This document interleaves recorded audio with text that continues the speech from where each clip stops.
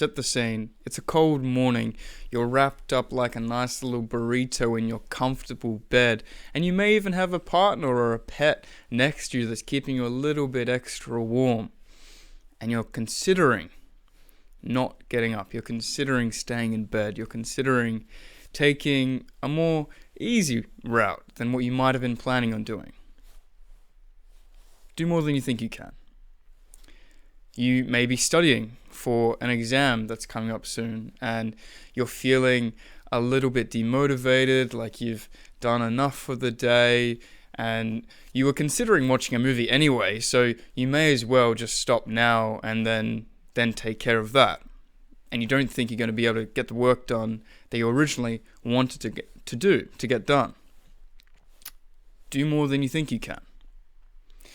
You are going to attend an event that you know is going to be a little bit stressful and annoying because there are certain people that might seem to trigger certain mental pathways in your brain, and you're going to find it really difficult to be compassionate and kind and have a good set of interactions with these individuals as compared to potentially the regular grinding, grating ones. Do more than you think you can.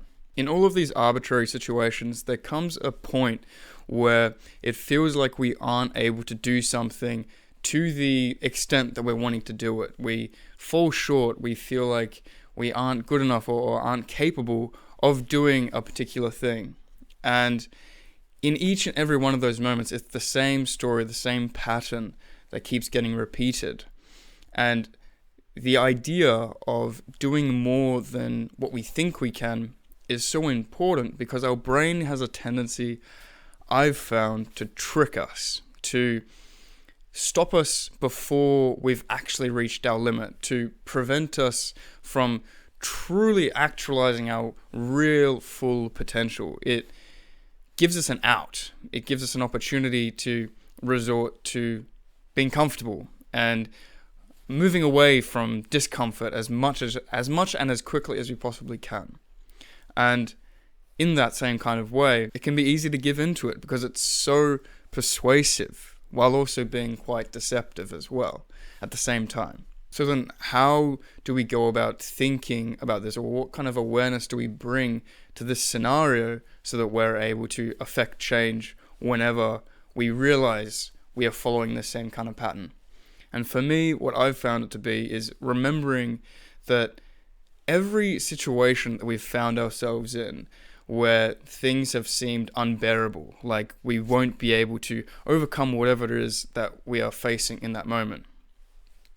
Up until this very moment, we have 100% success rate for surviving whatever has happened to us. Just let that sink in for a second.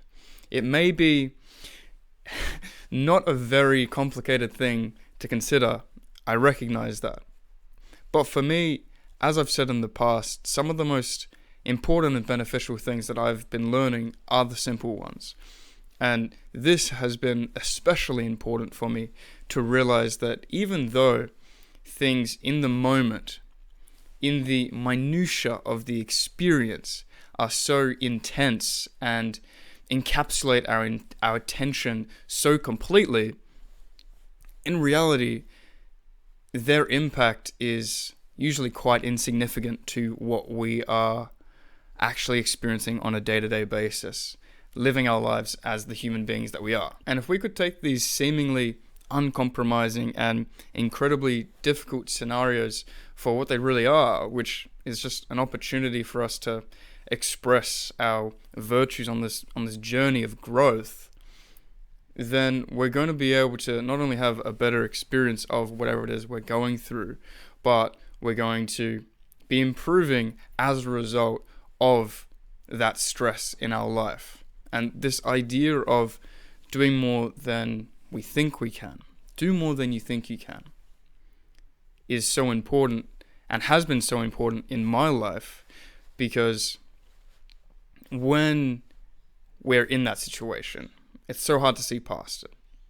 But once we get past it, and once we do that thing, once we accomplish that thing that we are telling ourselves we weren't able to do, we start to put the pieces together that, oh, actually, I am capable of this. Actually, I may be capable of even more. Actually, there is a chance for me to being able to be the better version of myself more often, rather than fall short of that consistently. And we can start to realize that we're actually a whole lot more powerful than we might be generally tending to lend to ourselves. We can start to see how there is a lot more things we could be doing with our time. There is a lot more things we could be achieving or accomplishing or experiencing or being a part of that previously we felt as though we might not be up to the level